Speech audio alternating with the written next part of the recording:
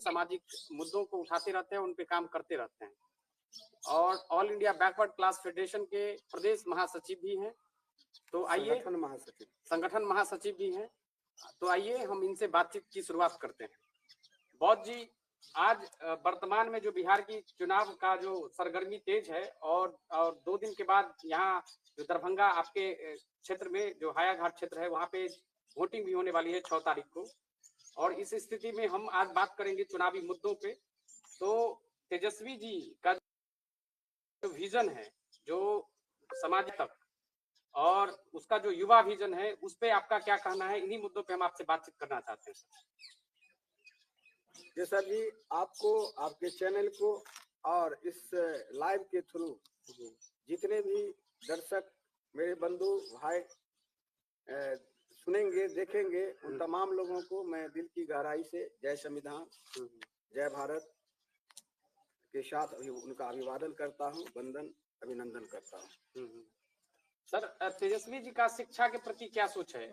जो मतलब अभी आपने कहा, तो देखिए, मैं ये कहना चाहता हूँ कि जीवन के प्रत्येक क्षेत्र में, किसी भी क्षेत्र को आप उठा के लीजिएगा तो उसको सफलतापूर्वक क्रियान्वयन कराने में एक प्रोग्रामिंग रहता है, एक सिलेबस होता है। अगर उस सिलेबस पर काम किया जाए तो निश्चित तौर पर उसमें करने वाले सफल होंगे, इसकी अधिकांश संभावना है। लेकिन अगर उस सिलेबस पर अगर काम नहीं किया जाए तो वह सफलता अगर उनको हाथ लगती है तो वो तुक्का हो सकता है, वो तुक्का होगा। जैसे मैं बता दूं कि मैं अगर इंजीनियर बना तो पहले तो मुझे पढ़ना पड़ा, फिर आगे आके फिर हम निश्चय किए कि विधा जो है, ज्ञान जो है अनंत है, और उसमें हमको पेट भरना है, क्या करना है, गृहस्थी चलाना है। इसके लिए बाद में जाकर मैट्रिक करने के बाद हम आईएससी में जो मैथ रखते इंजीनियर बने, और उस इंजीनियर बने तो उसकी भी पढ़ाई की, तो उसका एक सिलेबस था, उसको हमने पढ़ा, तब फिर आज हम उस पर। तो उसी तरह से इस देश जो वर्षों तक 185 ईसा पूर्व चंद्रगुप्त मौर्य का जो वंश था, जो लगातार 10 वर्ष तक शासन किया, समता, स्वतंत्रता, बंधुत्व और न्याय के साथ, जिसमें चंद्रगुप्त मौर्य, फिर उनके बेटा बिंबिसार, उनका फिर बेटा आप देख लीजिए अशोक सम्राट, जो दुनिया का सबसे महान सम्राट हुआ, फिर उससे जो है कुणाल, फिर दशरथ, संप्रति, इस तरह से आते आते अंतिम बृहद्रथ।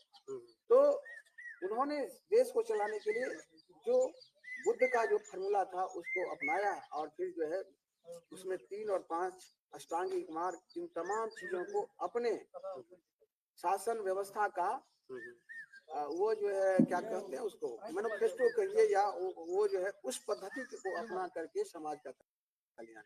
इसमें त्रिसूत्र जो था उनका कि क्या था कि बुद्धि के शरण में जाओ, ज्ञान को सबसे महत्ता दिया गया उनके शासनकाल, जिसके चलते आगे चल के इस देश को 84,000 बौद्ध विहार भी अशोक सम्राट ने दिलवाया। नालंदा, तक्षशिला, विक्रमशिला, इस तरह से साकेत, एक से एक इंटरनेशनल लेवल के जो विश्वविद्यालय यहाँ हुआ, और विश्व के लोग आके ज्ञान लेते थे और जाते। तो शिक्षा पर कितना जोर था, और उसमें सभी तरह के सभी क्षेत्रों का ज्ञान यहाँ से लोग लेते जाते। तब हमारा देश विश्वगुरु था और समृद्ध राष्ट्र था।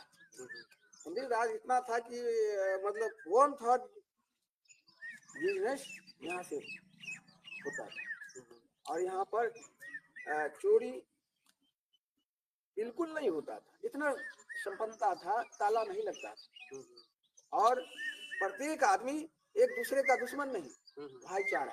साहब कबीर कहते हैं क्या कि पोथी पद पद जग हुआ, पंडित भयानक हो। आज तो इतना कॉलेज यूनिवर्सिटी है, 1000 से ऊपर यूनिवर्सिटी, 1113 यूनिवर्सिटी है, प्राइवेट लगा मिलाकर 333 जो है प्राइवेट यूनिवर्सिटी है, लेकिन है पहले वाली बात नहीं है। तो इस तरह से हमारा ये तय कहना है कि ये सब कुछ है प्रोग्रामिंग पर, सिलेबस पर काम करने से।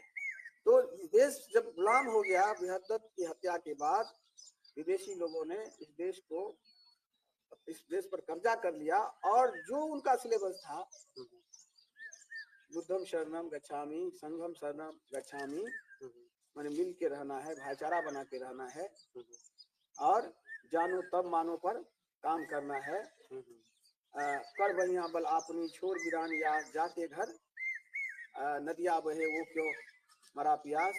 उसी तरह से बुद्ध कह गए थे कि पहले अपने को जानो, है ना, खुद को तुम इनलाइट करो, खुद को तुम ज्ञानवान बनाओ, दुनिया की समस्या जो है तुम्हारी गृहस्थी का खत्म हो जाए। तो उस रास्ते से इस बीच में तो हमारा देश गुलाम रहा, मनवा आर्यों का।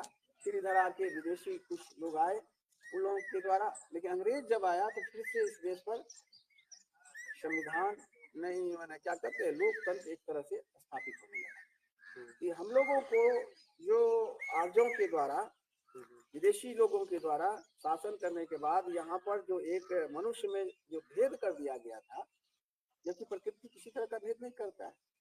मिट्टी, पानी और हवा, ये तो हमारा है प्राकृतिक दवा, हमको दवा जैसे रोगी को निरोग कर देता है, ये है, ये तो भेद नहीं करता है।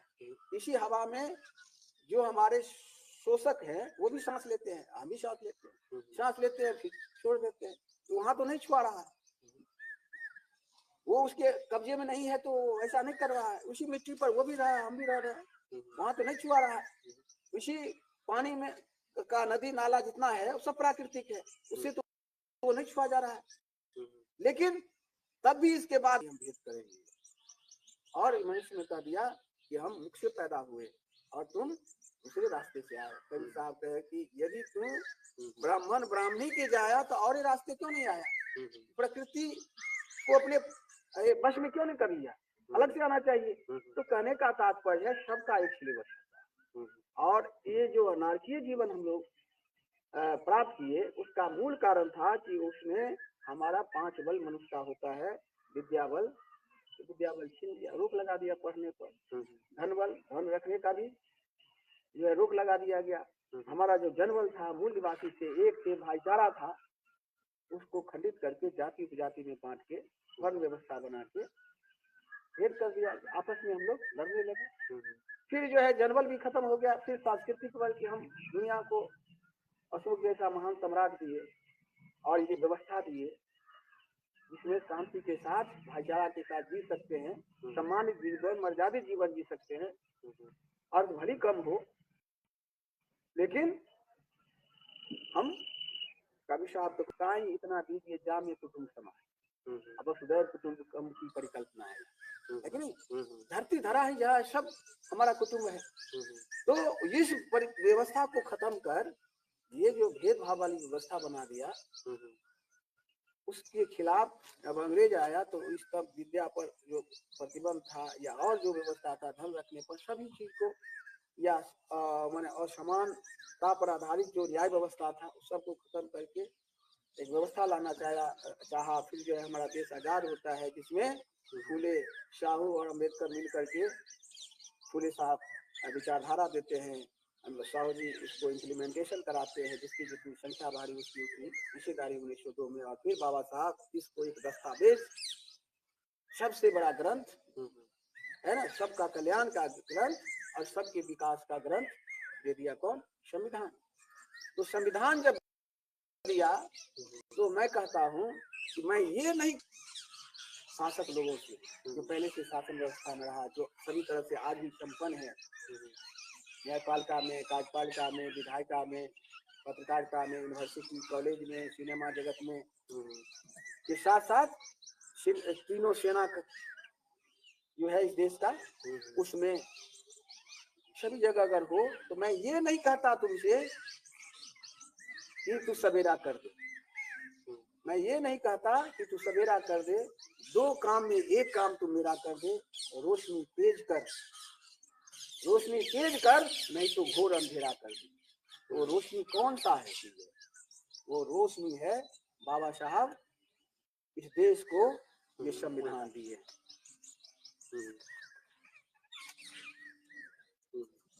बाबा साहब इस देश को संविधान देने का काम किए, और यही जो है देश के नागरिकों के का विकास का रोशनी है। अगर इसको आप पढ़ लेते हैं तो इसमें